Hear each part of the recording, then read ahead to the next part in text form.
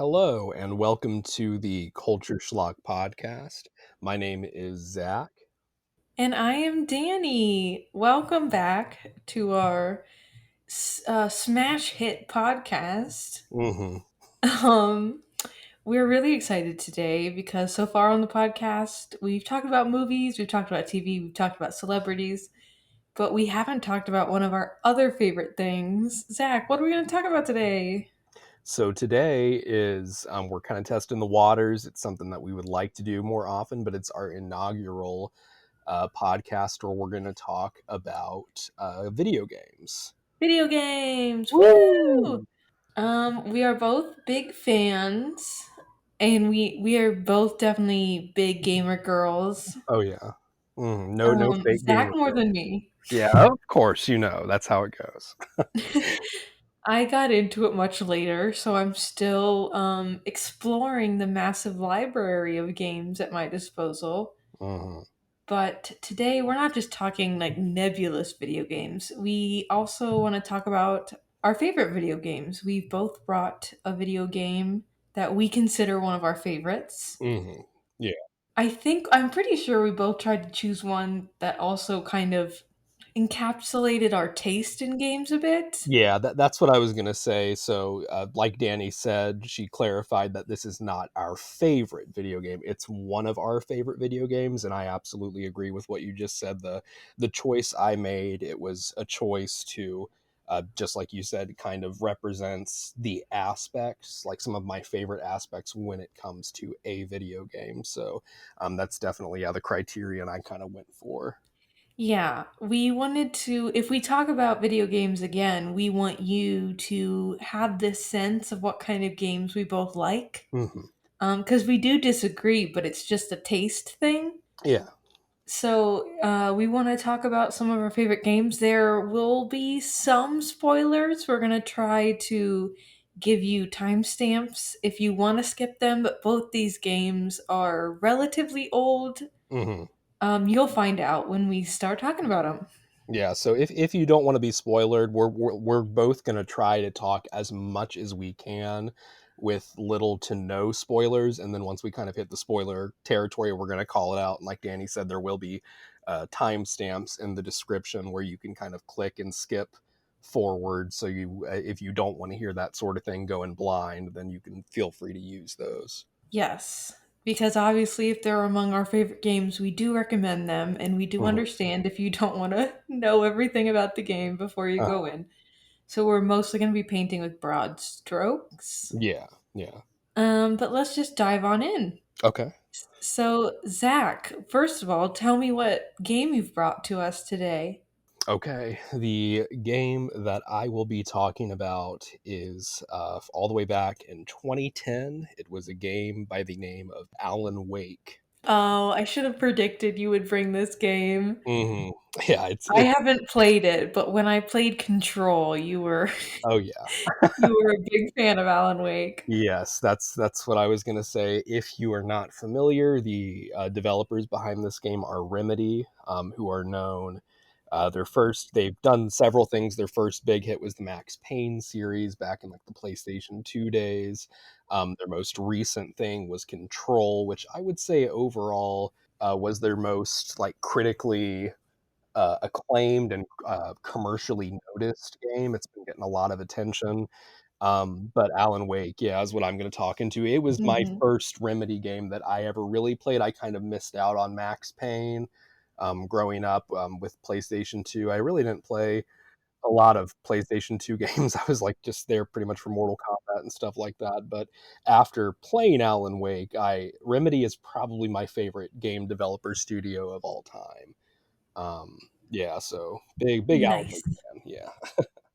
So, what genre, like what category does this game go in?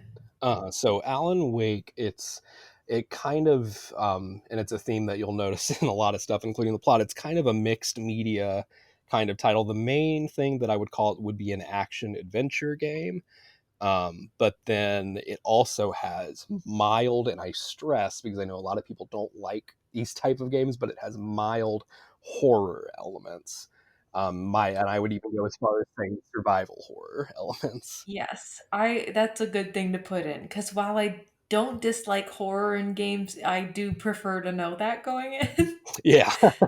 It's not like there are some games that are straight up horror, like stuff like Resident Evil or Silent Hill, Yeah. where the spooky is at the front and center. But with Alan Wake, it's kind of a little bit of a spice or a flavoring to it. I would say so.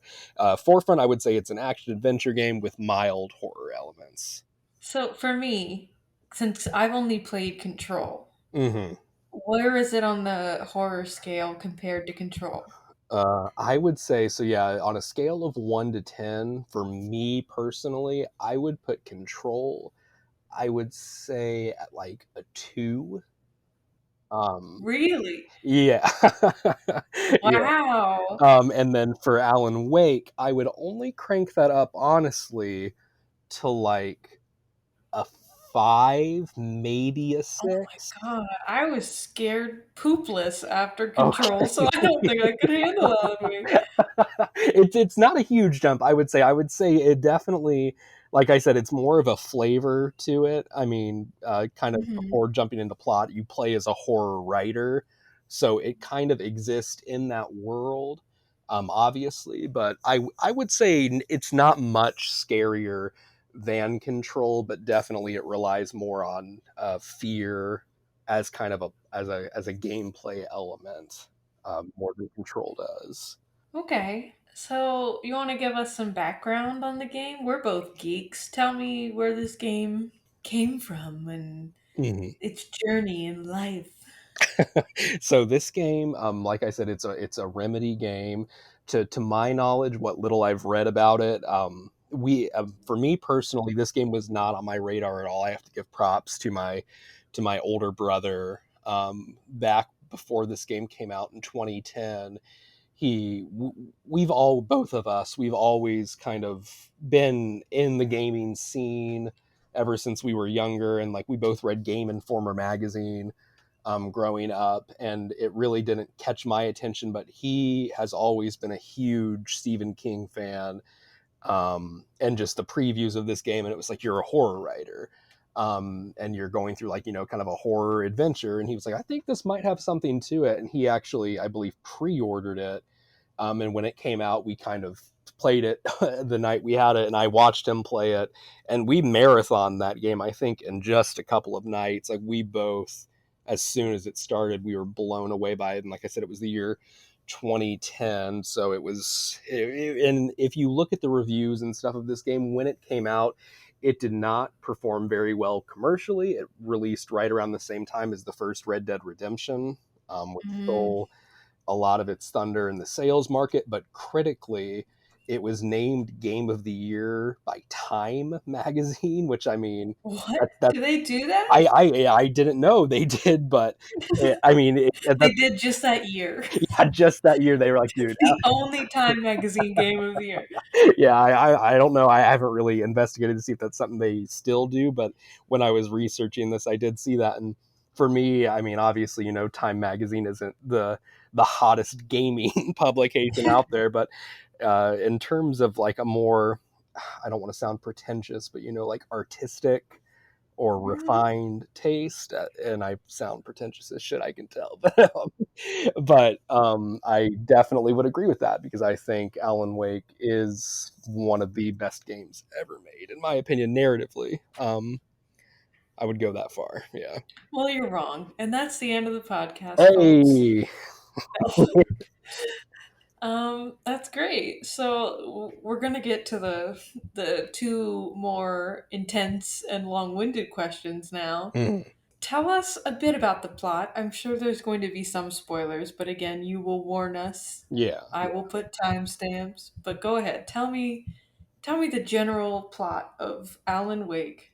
Okay, so Alan Wake, like I have mentioned a few times, is a writer, specifically, and he doesn't start off this way. His first few novels were kind of like pulp horror, but then he started writing crime novels, which were very successful, but he did not enjoy writing them.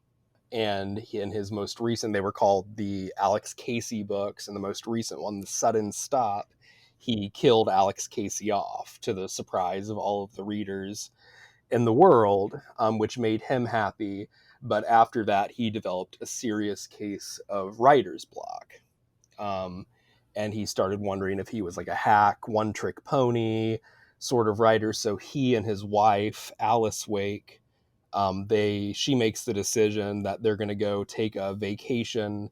And just they live in New York City, so they're like, oh, let's go to the woods, let's go somewhere quiet and peaceful where we can just kind of relax, and eventually you'll recharge creatively. We don't need to think about writing or whatever, but we can just go and have a good time. And he agrees to do that. So, and if you've noticed, by the way, that parallel of him killing off a beloved character, does that make you think of anything? I'm not sure if you would be familiar. I don't Okay, know. there's a horror story written by Stephen King called Misery, where Okay, yeah. yes, yes, and that is kind of where a lot of the parallels start, because one of the first quotes in the game, I think it might actually be the first line of the game, is Alan says, he like quotes Stephen King. He says Stephen King once said, and he like does a Stephen King quote. Um, and so this game kind of lives, not only is it represented in the horror world, but it also has a very high reverence for the source material. And he also references throughout the game, he references like H.P. Lovecraft. He references several other horror writers. So anyway, back to the plot though. They go to a town by the name of Bright Falls in Washington. And as they go into town, they're supposed to meet somebody to give them the key to a cabin they're supposed to be staying in. And they're looking, it's a guy named Carl Stuckey, I believe. But while they're in this area, Alice is in the car. Alan goes into a restaurant to meet him. A woman walks up and she's like, sorry, Carl couldn't make it. We know that you're a celebrity, so we wanted to give you more privacy. So we actually upgraded you not to a cabin in the woods, but you have a cabin on a secluded island. Oh, I don't like this. That's kind of far off, and it's an island called Divers Island, and the cabin is called Bird Leg Cabin, because if you view the Don't island go from to that above, cabin. oh well, he does. He takes the key and he goes, and so everything looks like it's going to be nice and happy. I should mention, while he's in the restaurant, he meets several characters you'll meet later on in the game, and they're all, and this is one of the things I love about the game, is that every character in this game, very similar if you've played Control, like how all the side characters like Emily Pope and Control and Adi, they're all very quirky but very believable, and they're very well written and a really good Remedy style. So anyway, I'm getting ahead of myself. So they go to the cabin, and it seems like they're talking like, oh, this is going to be so good, we can relax. But then when they walk in, Alice surprises Alan in an upstairs study room. She has a typewriter set up, and also a self-help book by a doctor named Emil Hartman, um, titled The Creator's Dilemma. And it's about how like creative people, like when you struggle with like a mental block, writer's block, whatever it might be, and stuff. And so Alan immediately, and this is where you start to see some of his character flaws, he gets pissy and they get in a huge fight and he storms out of the room. And something that I should have mentioned, I forgot to mention this, Alice, his wife, she has, I believe it's nyctophobia, which is the fear of dark. Like she is terrified of the dark, because when you first get into cabin, none of the lights are on. And she's like, I'm not going in there. I won't go in there. And it's a really good establishing character moment. And Alan has to go turn on the generator. But so Alan storms out just to, like, leave in a huff, and leaves her in there. And then as he walks out of the cabin, all the lights turn off and you hear screaming, screaming, screaming, screaming. And Oh, he runs back in me too, Alan. there. He runs back in there and he can't find her. And then he hears screaming from like the backyard area. And as soon as he walks out, he just hears, they're in a island in the middle of a lake. He hears a splash. And so he Mm-mm. dives in after his wife. It's pitch black nighttime, can't find her. And then he blacks out in the lake looking for her. Camera fades to black. And then camera fades back in. Alan is laying in the middle of the woods, like nowhere near Cauldron Lake. And he has in his hand a flashlight and a gun. And as he's like, how did I get here? How did I get here? You start walking around, and this is when the gameplay really starts and starts introducing the mechanics. He finds a page to a manuscript. And the first one you find is the title page, and it's Departure by Alan Wake, which is a book he's not written. He's never written a book called Departure.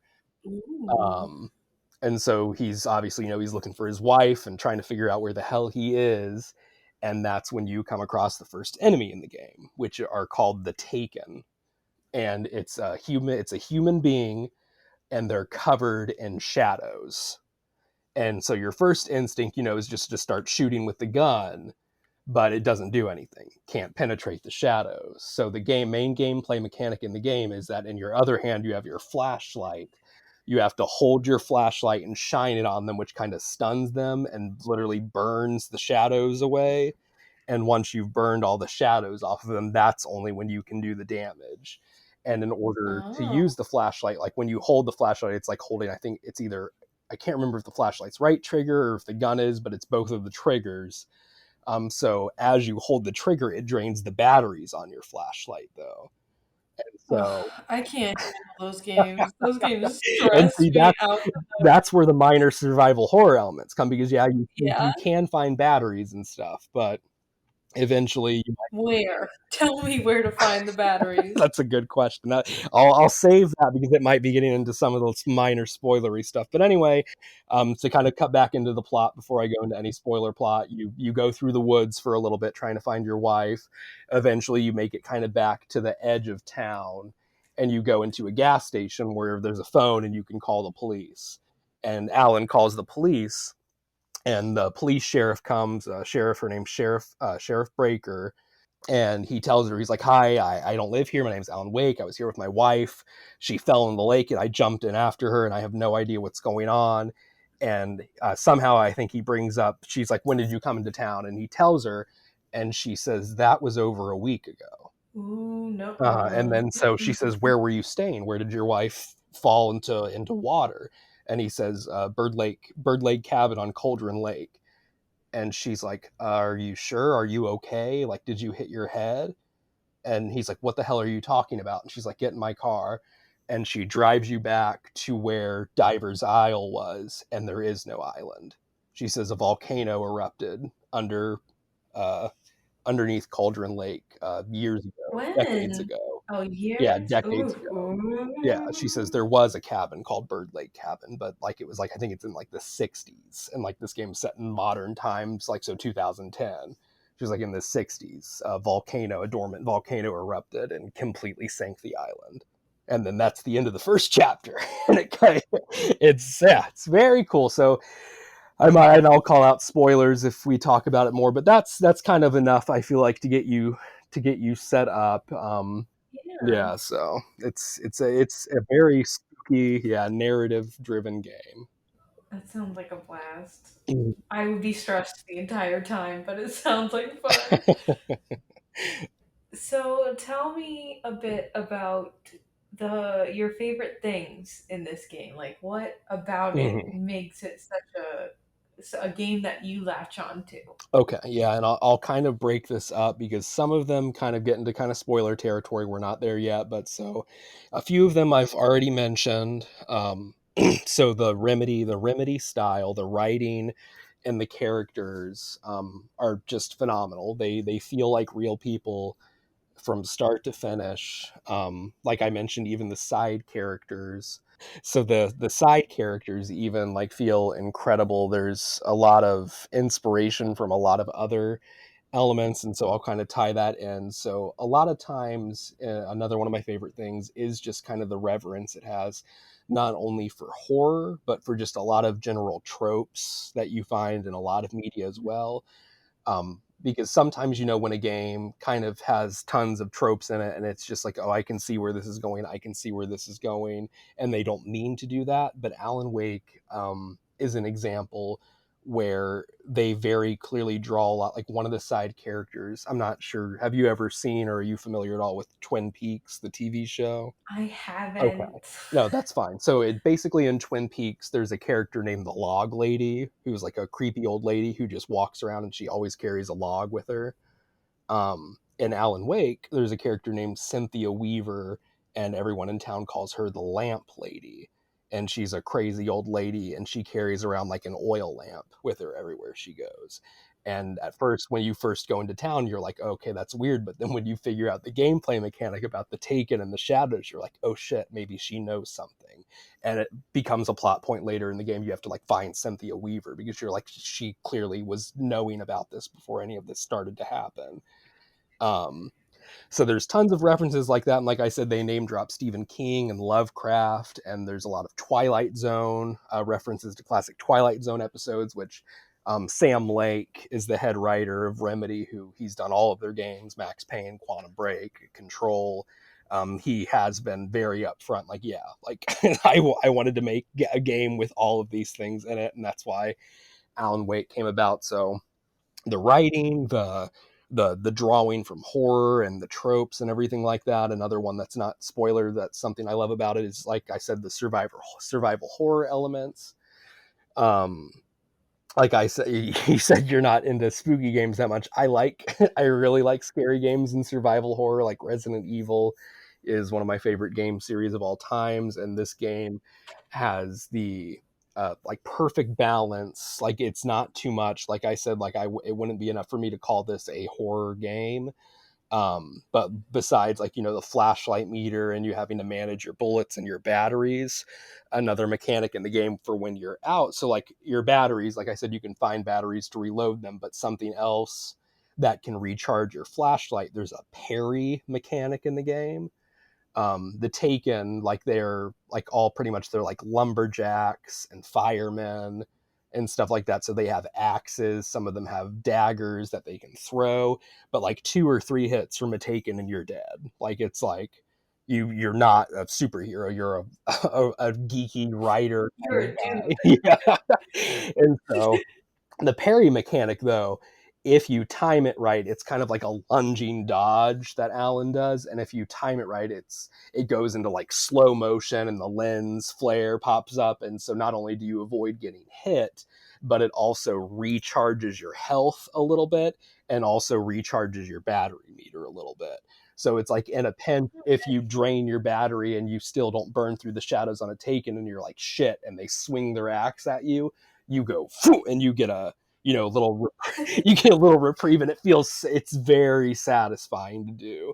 um See, I couldn't play this game because I never have grasped parries. it In every game where a parry option exists, I just I can't. would say this is a good, because for me, I think I played this before I played, like I don't even know if Dark Souls or anything was out that, really focused. Dark Souls is kind of what put parrying on the map.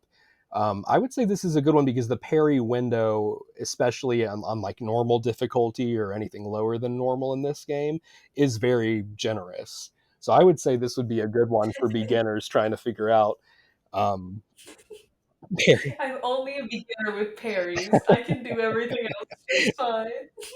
um, so there's that. The survival horror, the music in this game is phenomenal. In control, the guy who did a lot of the music for Remedy's games was a guy by the name of Petri Alanko. I think I'm pronouncing that correctly. He did Quantum Break. He did Alan Wake. Um, I believe he did some of Max Payne, and then he did very little on Control, and then he passed away, unfortunately. So I don't think he was the main composer of Control, but I think he composed like the main theme to it. But the music in Mhm. Alan Wake, it's one of those soundtracks that when I listen to it, I cry every time. I adore this game.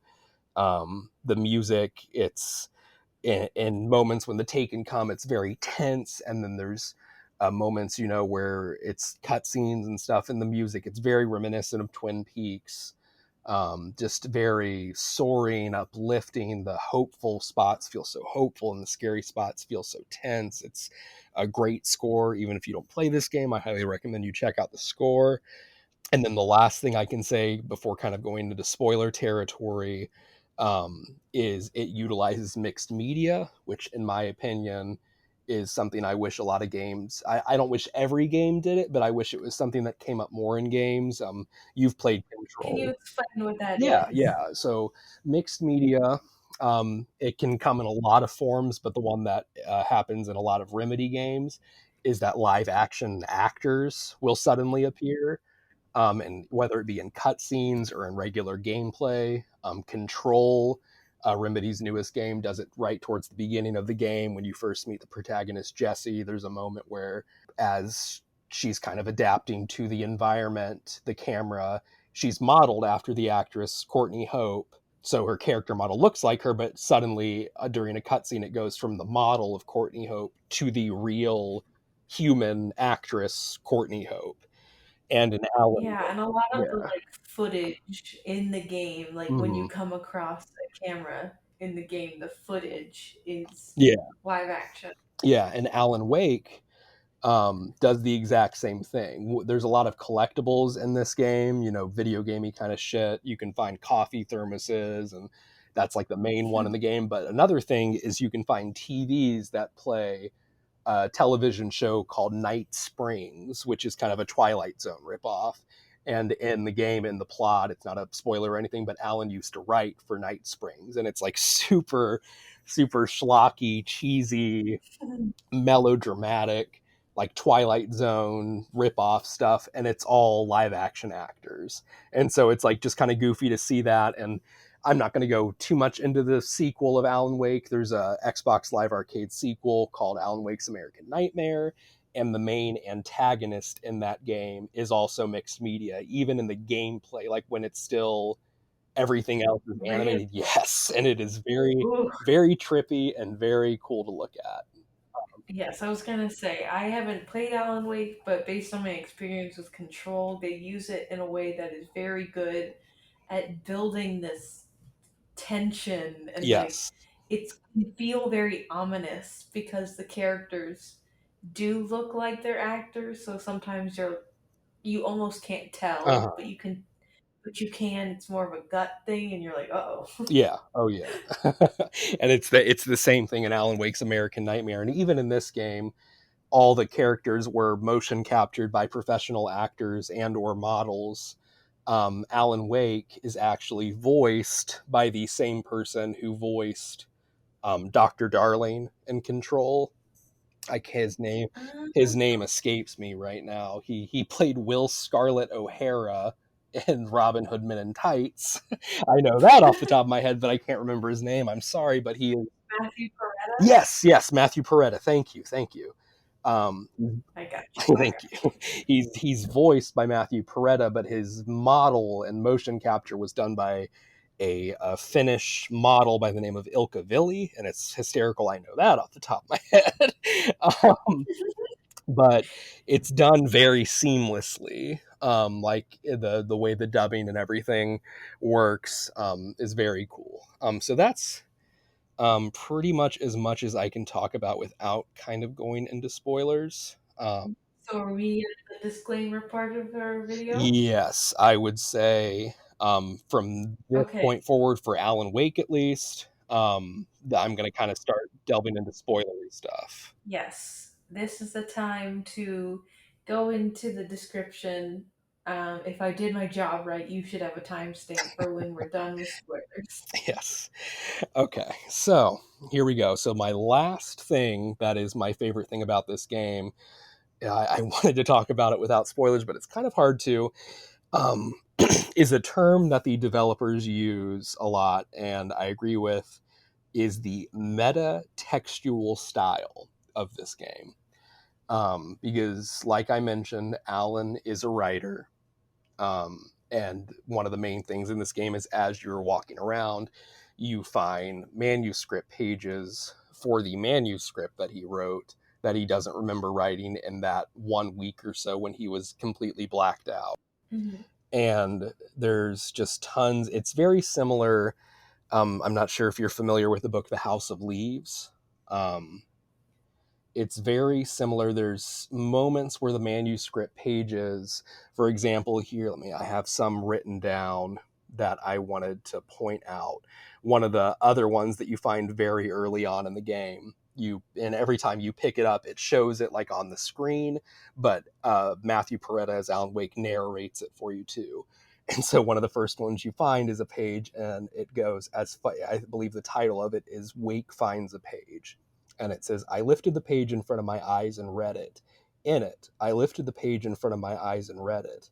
In it, I lifted the page in front of my eyes and read it. Ad nauseum repeats several times. And so there's moments where the pages are like that, where it's things that you just experienced. There's moments where you find pages that are events that don't happen until way later in the game. There's moments where you find pages way later in the game that reference moments that you didn't even know happened earlier in the game, but they add context for things that happened earlier in the game. And so, kind of going into spoiler territory, so I can talk about a few more of the pages, you find out as you continue playing the story that what happened to your wife, Alice, is that on Cauldron Lake, that what happened is that a presence took her, and they refer to it as the dark presence. It's very Lovecraftian. It's kind of very similar to the great old ones. You never really see it. It's something that supposedly is kind of beyond human comprehension. It's an ancient evil that's existed forever, specifically beneath Cauldron Lake. And what it does is that it feeds off of creativity. Um, Uh-oh. yes. And so it all throughout the ages, it has attracted people to Cauldron Lake. And if you remember, Alice specifically brought you here for vacation because of that doctor, Dr. Hartman, who has his book, The Creator's Dilemma. That's all about creatives who have writing blocks. And his book says, come to my clinic here in Bright Falls and I'll help you. Uh-oh. Um, Mm-mm. so this lake, it's powerful only in that area, but what it wants to be is that it wants to be free. So it tries to trick people into letting it free because it has to exist in the realm of narrative cohesion. So it can't just leave. Somebody has to write it in something, whether it be a song or a play or a poem or a book. Somebody, Or a video yeah, game. or no, and they do name drop that video games is like something that at one point you go to Hartman's clinic and there is a video game developer in there. So this video game actually freed it. Oh, you're kind of thinking, yeah, the game might imply something like that at one point. But so the dark presence has to operate within this realm of narrative cohesion, and you find out later on that there was somebody who lived in Bright Falls and was the first person to kind of discover this being beneath the lake. It was a poet by the name of Thomas Zane, um, which, if Mhm. you remember in Control, Jesse Faden name drops Thomas Zane as her favorite poet. Um, and he discovered Nice. this presence underneath the lake when his girlfriend, Barbara Yager, passed away. He had a writing assistant by the name of Emil Hartman, the same doctor in the clinic, who prompted him because he did research and knew about the dark presence. He prompted him to use the lake to write her back to life because the lake could do that because of the dark presence. So Oh. he writes a poem that brought her back to life. But the issue with the narrative cohesion is that if you leave a plot hole in your writing, the dark presence finds a way to fill it. So Barbara Yager came back to life, but she was a vessel for the dark presence. And then later on in the Uh-oh. game, you find out that Barbara Yager is the one who gave you the key to the Bird Lake cabin at the beginning of the game. That's the Oof. mysterious woman, yeah. And so Thomas Zane, at that point, once he realized what he had done, he wrote into existence that the dormant volcano under the lake erupted and killed both him and, he thought, Barbara Yager, but it didn't. Um, but to make things even stranger, on top of that, you find out later that Alan wrote about Thomas Zane. So then that brings up the question, did Alan write Thomas Zane and all those events in the past into existence? Or did Gosh. yeah, or did Thomas Zane in the past write about these events which started a butterfly effect which led to Alan Wake coming? And there's tons of fan theories and nutty stuff, and Remedy has never given anything definitive. But I just love it, man. It's so good, and I have a few more of my personal favorite pages that you can find in the game that I would like to read. One of the first ones is when you first start fighting a lot of the Taken. Um, and another gimmick, I'm jumping all over the place, and I'm sorry, but one of the other things about all the townspeople, like I mentioned, they all feel real. They all feel just completely organic, and they add so much to the plot. One of the people you first meet when you come into town is a local radio broadcaster named Pat Main. And he's like, oh, you should come and do an interview. And Alan's like, I'm kind of here to relax. But throughout the game, you can find radios. And it's Pat Main's radio show. In one of the first radio shows you listen to, a caller calls in and he talks, but he's like, my dog Toby went missing. Like I tried to go talk to my neighbor Carl Stuckey, which is the guy Alan was supposed to meet in the cabin. He's like, I tried to go talk to Carl, but he wasn't at home. So like, Pat, can you please like play this call over the radio and let anybody know if they see Toby, he's a good dog, and just hold on to him and call me. And so you hear that radio call, and then right after that you find a page.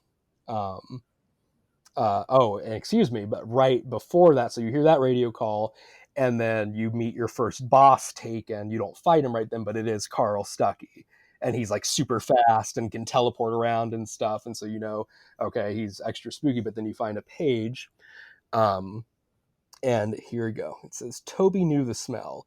It was the nice man who always gave him treats and never got tired of playing with him. Toby wagged his tail in excited anticipation and gave a joyous bark. Then there was another smell, a wrong smell.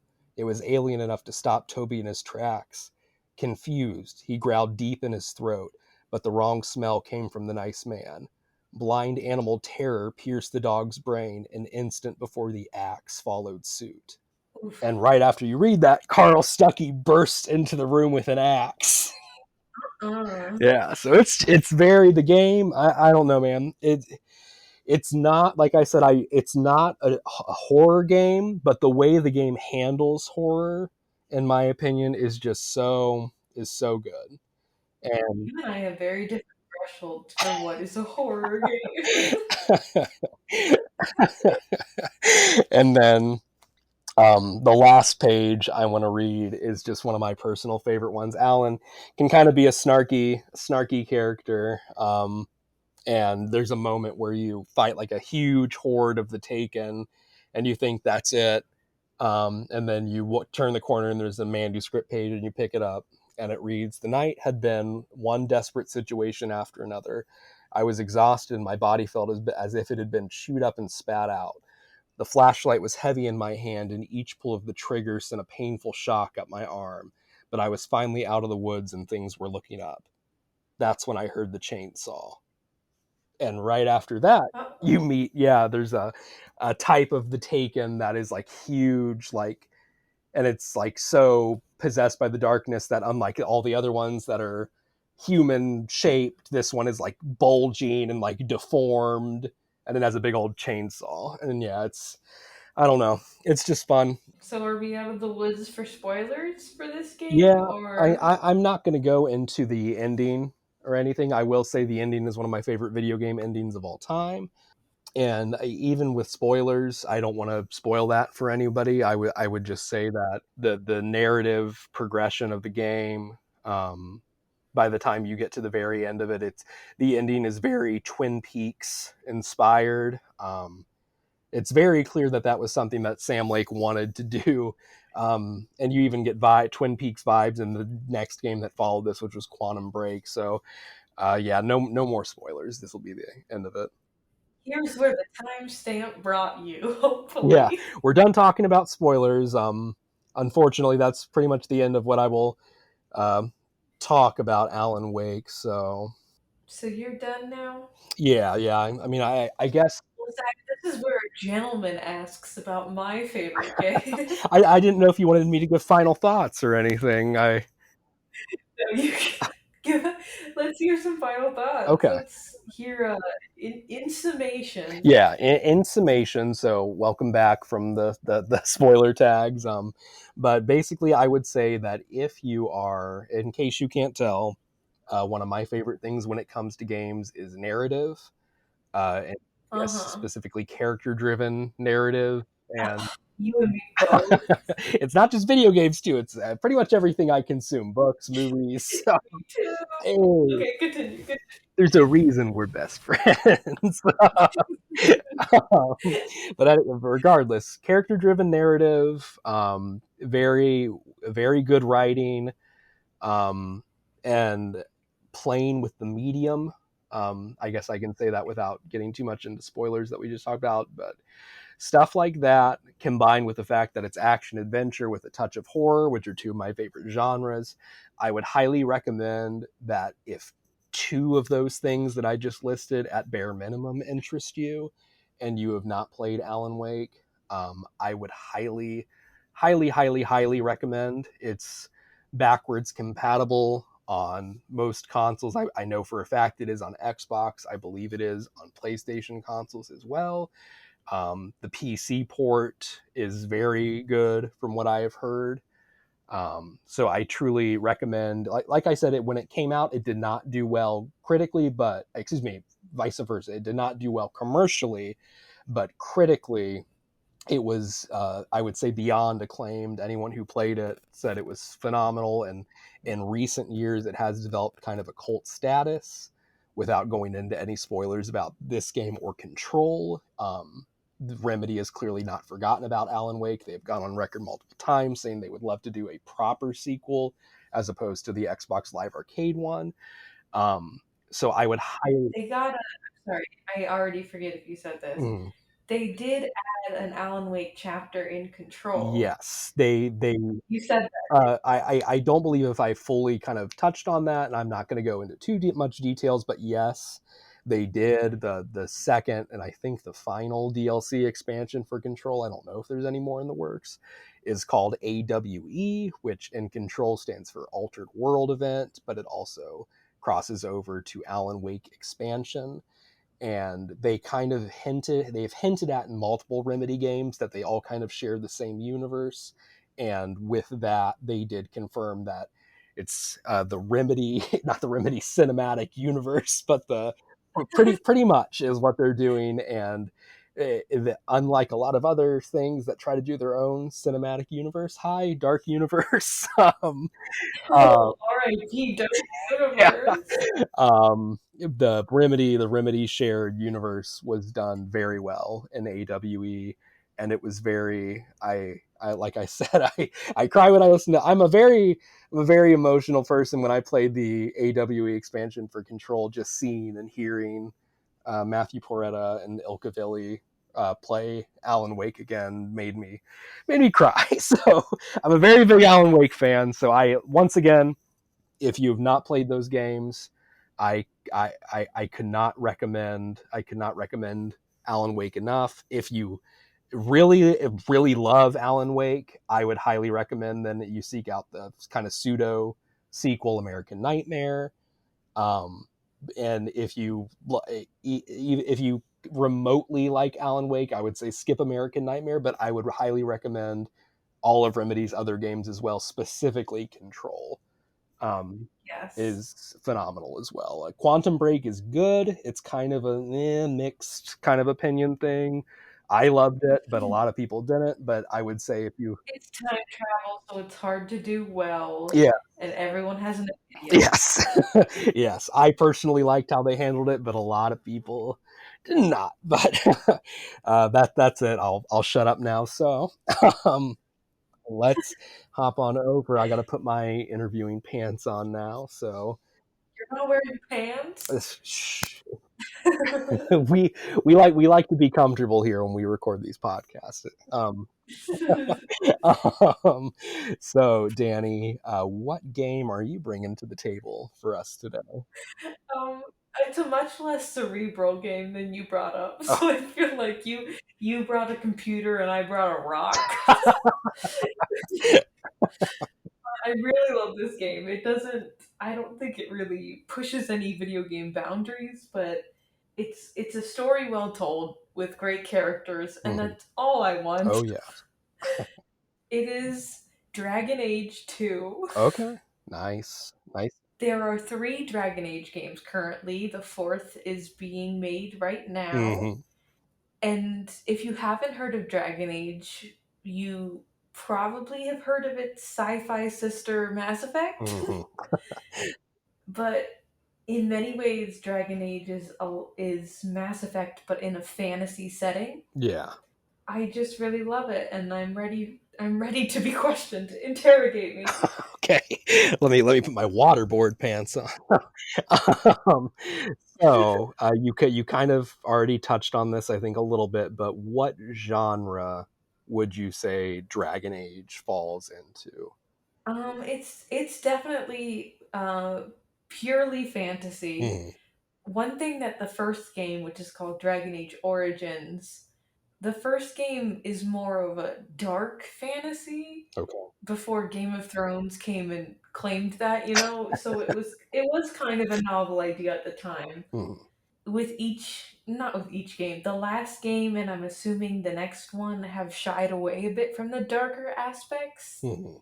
but it's very serious. It has this great balance of taking the world seriously while still being like, I'm exhausted by magic and all the different races Yeah. and it acknowledges that it has to be exhausting living in this world, and I appreciate that. But yes, it is purely fantasy. Purely fantasy. Okay.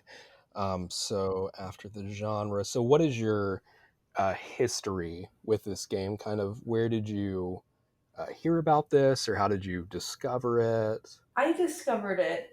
For those who don't know, when I was in college, Zach lent me his Xbox 360 and like a ton of the games that he had for it. Hmm.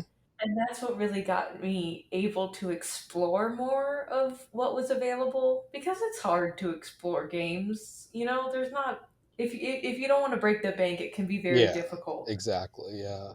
So I really appreciated that, Zach. Oh, Thank no you. problem. One of the games I lent you was Alan Wake. You never played I did not play it. it. But with the games you gave me, Mass Effect was among them. uh, I'm pretty sure. yeah, it was. Yeah. Yes, because I didn't get my Mass Effect until I bought my own Xbox. But I really, really enjoyed Mass Effect. It's an RPG. It's in space. Hmm. Again, very character Hmm. focused. I loved that, and I went on YouTube and loved like watching scenes and all the different ways you can develop relationships. Yeah. And the more of those videos I watched, the more I saw stuff for Dragon Age. Hmm. And so one time I saw there are romances in both the Dragon Age and Mass Effect trilogies. Uh-huh. And one time I saw a Dragon Age video pop up that said Iron Bull romance. And Iron Bull is a character that just looking at him, he is a gigantic man with massive horns in his head.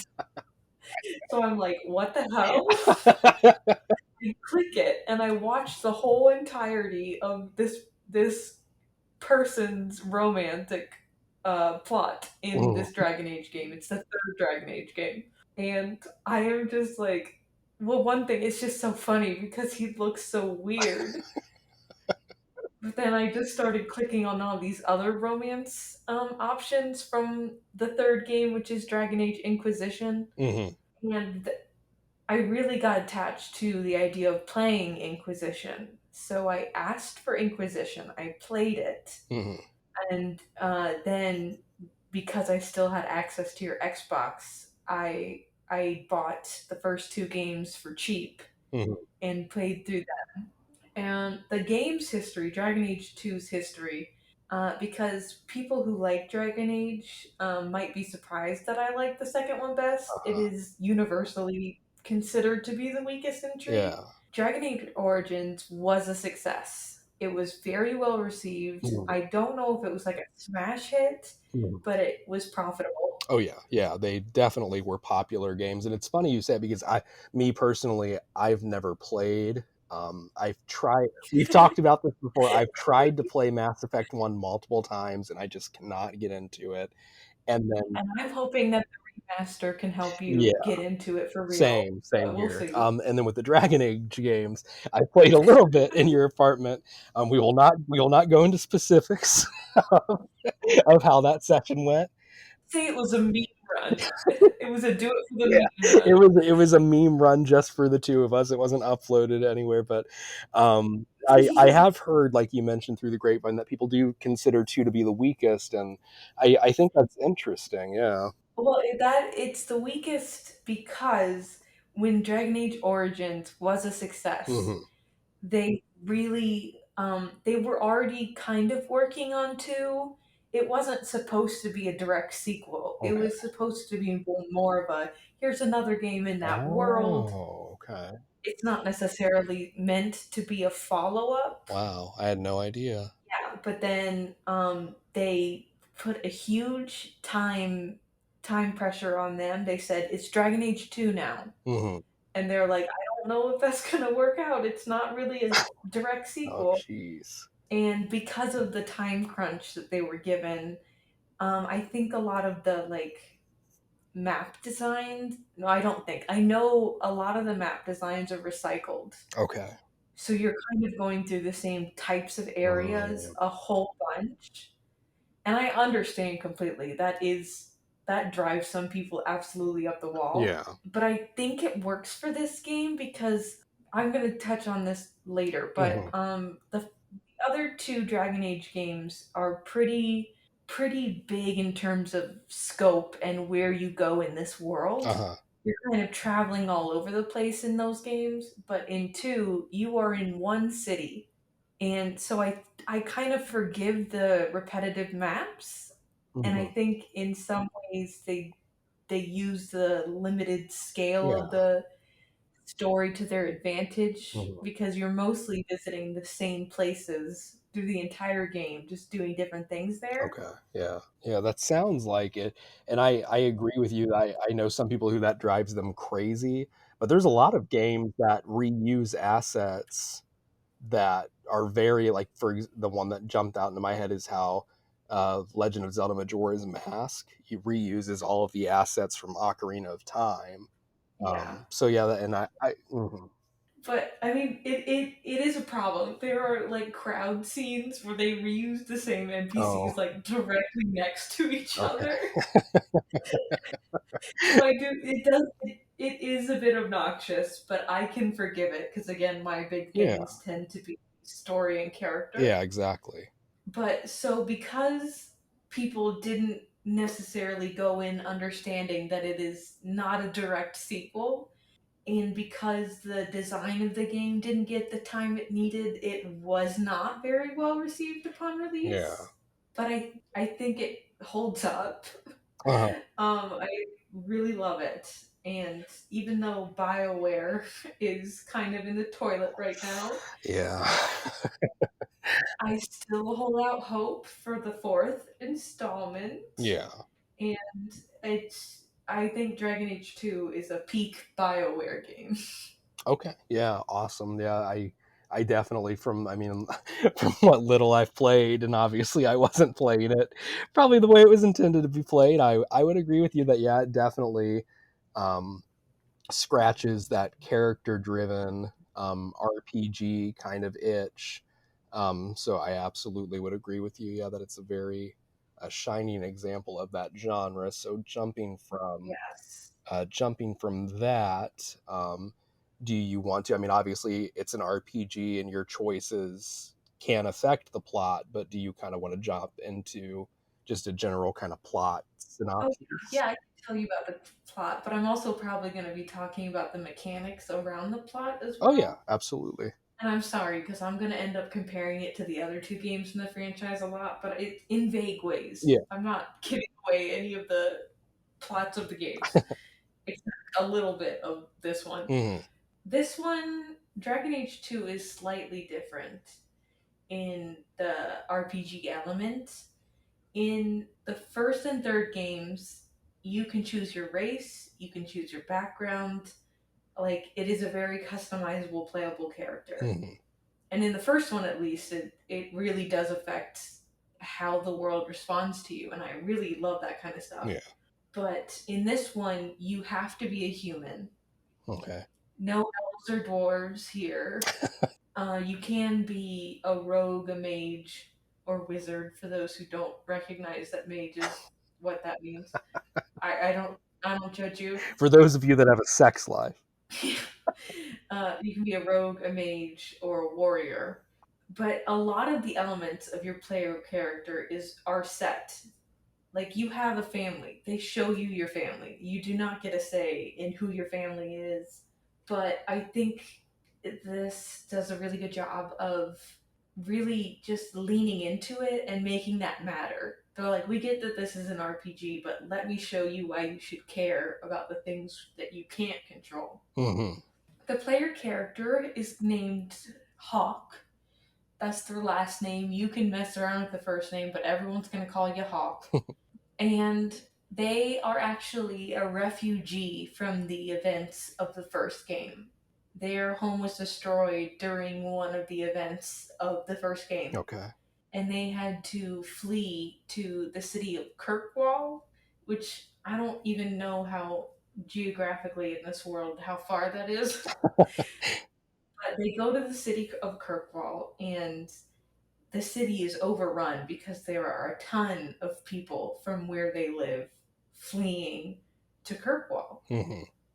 And you do manage to get in because your mom's family is from Kirkwall, but it's a really your mom's family were nobility, but when she left to be with your dad, Uh-huh.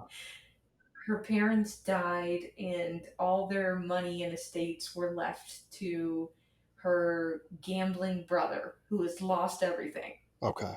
So you came to Kirkwall thinking, well, I lost my home, but at least I'm going to be like a noble. I'm going to have a place. Hmm. And then you get there and it's like, surprise, you live in the dirt like everyone else. And it's kind of there are three distinct acts in this game. Uh-huh. In the first act, you are scrounging by, you are trying to get as much money as you can to go on an expedition with handsome dwarf Varric. Uh-huh. He is not romanceable. It's a crime. You can't play as the dwarfs and you can't romance them? What is this? What is this racism? Honestly, the Dragon Age game is very bad at romances with Oh dwarves. no. There are like a dozen dwarf characters who I would definitely romance if they gave me the option. The other two games in this franchise are very much you're the hero, you have to save the world. Uh-huh. And they do dive into the idea of fate versus coincidence that put you in this position. Okay. So it's kind of like, are you the chosen one by whatever gods they believed in, or were you just at the wrong place at the wrong time? I like it. I love stuff like that. But this game, you truly are at the wrong place at the wrong time at every turn. Oh. You are a very skilled warrior, whatever class you choose. Hmm. So people come to you with work, and then as the game progresses, the consequences of the jobs you've taken and the decisions you've made in those jobs just start piling up, Oh. and more people are coming to you for help, and you're just trying to get by. I don't know how much spoilers I'm going to get into, but I'm going to do a cautious spoiler alert now. Okay. If you want to avoid spoilers for this game, click off now and go to the timestamp I left you. You're welcome. I didn't have to do it, you know. But in this game, as things progress, Hawk starts the game with two younger twin siblings. They're twins with each other. Hmm. And her mom, well, her mom, because I play as a female Hawk. Those are the three you have. You've already lost your father. You kind of have an uncle. He's not important. But in the first like mission of the game, you will lose one of your siblings. Ooh. There is no way to avoid it. Which one you lose depends on which class you chose. Oh, that's harsh. Well, I mean, it's so like it can balance what kind of Oh, companions you okay. have, but you will lose one of them. No matter And then, no matter which class you pick, Quicksilver will die, is what oh, couldn't it be hot? happens. Take Clint instead. Um, but at the end of Act One, you can lose your other Oh sibling. shit. I definitely did my first playthrough, and then I discovered that there is a way to prevent it. That's not very happy, but it's still like, well, they're not dead. I guess I that spoiler alert was definitely necessary. Yeah, I think that was a good call out. But in the second act, the very end of the second act, as things are really starting to boil over, your mom dies. Oh shit. So this game, like all these people come to you, and your every choice is helping and hurting all these people Hmm. as you are actively losing all of your family. And it's really really hard, and Yeah. like it's the most I feel for any of the protagonists in this series, and I don't mean that in a negative way. I love all the protagonists in this series because there's a different protagonist in every game, Yeah. but I really it's just like everyone's considering you a hero, but your character feels so helpless because they can't save the right people. I think that's it for spoilers, so welcome back. You've clicked the timestamps. I promise. I hope you didn't take my caution too seriously and then ruin that part of the game for yourself. But the main overarching thing that ends up happening, because in Act One there's just little flavors of the main Hmm. conflict, and I won't spoil how the main conflict ends, but I'll describe what it is. Okay. So it's actually twofold. Oh. So, one thing right away you notice in this world, mages tend to are sent to an institution called the Circle when they are discovered to have magical abilities. Hmm. Because of their magical abilities, they are more susceptible to demon possession. So, the Circle is meant to safeguard them and everyone else around them. Okay. You quickly notice that Kirkwall's Circle is a bit tyrannical. Oh no. They are a bit overzealous in policing the mages. So there's a lot of fear of mages, but then the mages are like, I just want to live my life. I didn't ask for this. They didn't. You're just born with it or you're not. So Wow. it's like I'm so it's like it's that complicated thing where it's like you understand the fear, but it is going a bit too far. Yeah. Which is another thing it has in common with the other main conflicts. I guess there are two main conflicts, but they go hand in hand. There is a race that Iron Bull is from, the tall people with the horns. Okay. They are called Kunari. Okay. Just writing this down real quick. I will be testing you. They have arrived on a big old boat at Kirkwall. Everyone's pretty terrified because they tend to be Hmm. conquerors, but they just kind of are like, we have a purpose. Do you have anywhere we can go? So the guy in charge of Kirkwall's like, here's a place by the docks you can be, I guess. And it's very tense because everyone is convinced they are going to attack, but they are there for the game spans 3 years. No, not 3 years. It spans 9 years. Oh wow. That's way more. Wow. And for many of those years, the Kunari aren't doing anything, but the fear of what they might do continues to build in Kirkwall. Yeah. And just like with the mages, the fear becomes pretty extreme and leading people into extreme viewpoints and Mhm. into extreme action. And I just love it because Yeah. the game's like about like corruption. Because like as a mage, you can be literally corrupted by Oh demons. shit. Wow. Like that is a real threat. But this game in particular is also very good at showing like corruption is also just something anyone can deal Yeah. with. Yeah. Because a lot of the horrible people you end up having to deal with and meet Yeah. in this game are not evil because demons. They're just evil. Yeah, exactly. I've always loved that kind of trope. Like it comes up a lot in zombie stuff too, like Dawn of the Dead. Like zombies are the monsters, but the people who are like super adamant about surviving are Yeah, just as bad. Yeah. exactly. And it's like they're the two groups that are based that many people in this city have fears about. It really explores like what happens when you just keep backing someone into a corner. Hmm. It's kind of like not everyone does, but sometimes it's I'll be exactly what you think I was Yeah. to protect myself. Exactly. And I just love that kind of I just love that kind of Oh yeah. Oh story. yeah. Me too. All right, so that was kind of a little dive into the plot, and you just kind of touched on that's something that you love about that game, and you've mentioned a few other things, the character drivenness and everything of it. But is there anything else, really, any other particular, whether it be other gameplay mechanics or other kind of tropey things or what have it be that you like about it? Yeah.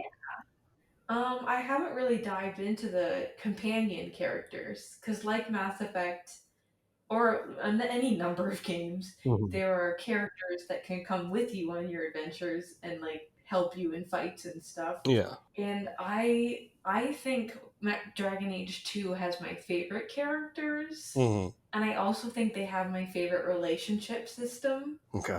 In the other games, it's kind of your companions either like you and respect you, or they kind of just don't and leave. But this one is very unambiguous. This one it has a friendship rivalry system, Okay. and you can like there's a visual thing on the characters that show you where they stand with you. Yeah. And whether a character is your rival or your friend can like drastically change how they talk to you. Mm. And I really, really enjoy that. There are entire because your companions give you side quests, Uh-huh. and the way they talk to you about their quests and after the quests and all of that just can completely change based on whether they think you're cool or not. And they all have opinions about the main story. Hmm. In the end, you have to make a choice. Yeah. Like most RPGs, you have to make one major decision. And the companions will straight up be like, I think this is the stupidest thing you've ever done. You're like, I think we're fighting for truth and justice. I love all the characters they play into like my favorite character. And if you know Dragon Age, I feel like someone out there is gonna roll their eyes at me. My favorite character in this game is a character named Fenris. He is an escaped elven slave Okay. from a country in this world where the mages are in charge and they are crazy. Oh, jeez. So he has a lot of anger towards mages. Hmm. And it's really creates an interesting dynamic when you play as one Oh, okay. because he either starts changing his mind because you're nice to him or he's like, I knew it. You all suck. Yeah, and it's interesting that you can affect his opinion on something as large as, but it's also great because he's allowed to be a hypocrite because you can point out to him, you're like, you do realize that the circle here is a prison. Yeah. It is a lot like slavery, and he's like, I don't see it that way. Oh my god. From my point of view, the Jedi are evil. Yeah. And Fenris is a character. His main side plot, he is still trying to make sure his old master can't get to him. Hmm. there is an option to give him back. Oh no. You lose him for the rest of the game, obviously. But I'm like, damn. Yeah, that's cold. But I find that I find that really cool, not returning a slave, but the amount of variations and what happens to him Yeah. based on how you treat him, how you respond to the choices he gives you. But another thing I really like is there's party banter in all three games, Hmm. where your companions will just talk to each other. And this one I had think has the best party banter because it really does more. Because in the other games, they kind of just generally talk about themselves and the world, Uh, and you're like, yes, this is a good way of giving me more information about them and the world without it, without me hunting down a piece of paper in the wilderness. uh, Alan Wake. okay. Wow. Okay. But in two, they are really used to develop the relationships between the companions. Hmm. It's that thing where the game just feels more real because these characters hang out without me. Yeah. Yeah. They're like, "Oh, you still owe me money from the poker game," Hmm. and "Oh, my brother has a crush on one of the people I'm traveling with." Oh, those two hook up if you don't hook up with one of them. It's very fun and makes the world feel Yeah. more Yep. tangible. Like, oh, the world doesn't revolve around you. Exactly. Yep. These people have become Yeah. It's friends. a lived in Enemies. world. There are a couple very tense companion interactions, especially between Fenris, who I mentioned, and a very pro mage rights Oh mage. boy. He's very preachy, and Fenris is like, I wish you would be locked up forever. I think if you get Fenris to like you, the other character, Anders, can even be like, why do you like them and not me? Oh. And like he's like, because you're a waste of time and you are everything I hate about Oh my mages. god. It's really fun to explore their dynamics, and their dynamics, as I just mentioned, can be changed by how you treat them. Uh-huh. So it's just a blast. I'm obsessed with games that put in the time to do character work. Yep. And this game, yep, I think all the, especially the first two Dragon Age games, really put the time and effort into making sure all the characters are worth investing in. Hmm. Yeah, definitely sounds like it for sure. So I guess the last thing to move on to, I'll ask the question now. Okay, yeah. So other than that, though, do you have any final thoughts or moments of zen about Dragon Age 2? I guess just overall, it's my favorite game in this series because in the series where everything is the fate of the world, it is a nice step back and just sort of exploring the everyday conflicts of the world. But then the fun part is that the conflicts keep escalating and escalating, and in the end, kind of after the game ends, it becomes a worldwide conflict. Uh-huh. And but I love that it's more of a slice of life from this world, and they invest in it in a way that I am very into it. Yeah. Uh, I enjoy the smaller, more personal storytelling, uh-huh. and it was a jump for the Dragon Age origin. You have a voiceless protagonist. You just choose from prompts Mhm. like Fallout. Yeah. And this one, you have a voice protagonist, and I think that it hit a lot of people hard. And I don't think it's nearly as bad as Fallout 4 in terms of choice. It would be very hard to be worse than Fallout 4. Just throwing Yeah, that out there.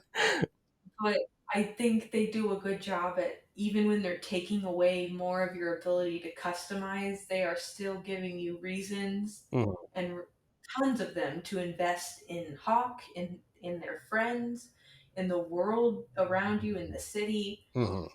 And it's just a fantastic ride. And I'm still finding new side quests there are quests where if there's just an item in the like behind something in a place you've walked across a million times, Hmm. and it's easy to miss. And I'm still finding items that are like, here's a new quest. And I'm like, oh my god, where have you been all my life?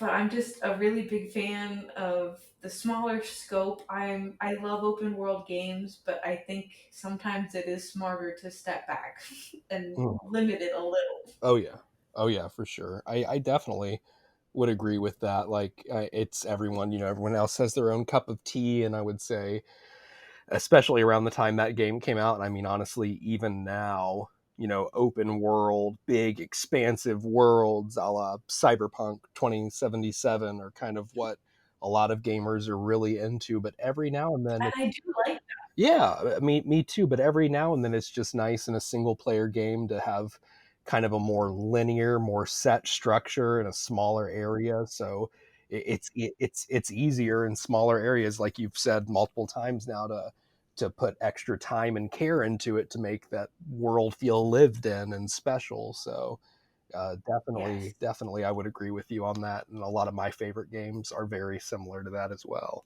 Yes. Okay, I think that's it for this episode. Perfect. Nice. It's a little different than our other episodes, a little less back and forth, Yeah, but yeah. we hope you enjoyed it. And this is the first time I'm going to do this. Why don't you, if you feel so inclined, tell us a little about your favorite game in the comments? Ooh, audience interaction. Ooh, engagement. Ooh. I'm a whore for engagement now. I've gotten too big for my britches. No. But also, if you do know us personally, we'd love to do something like this again, Mm, but maybe with a guest where you could bring your favorite game. yeah. Yeah, that's what we were thinking, that maybe if not even a game, your favorite kind of genre, and then that way all three Yeah, of us can pick something that fits in there or is adjacent to that genre. And yes. So if you want to come talk about video games, we exist. We're pretty reliable answering texts. 70% reliable answering texts. adequate. So So you should definitely reach out. Again, I hope you're okay that this episode was a bit different. Yeah, yeah. Let us know if you liked the format, if anything we can tweak or do better. Yes. But okay, it's time for some apologies. Some apologies. Okay. Do you want to apologize first? I can. Okay. I'd like to apologize to the Dark Universe. Okay. You tried 2 times before the Before mummy. the money. Before you got any of the money. You still haven't gotten that. You tried 2 times before the mummy to get off the ground with I Frankenstein and Oh, Dracula Untold, and it never worked, and they didn't let you die.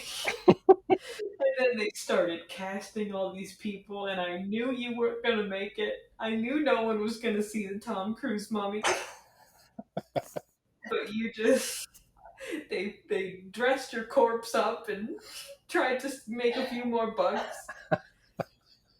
And I'm sorry.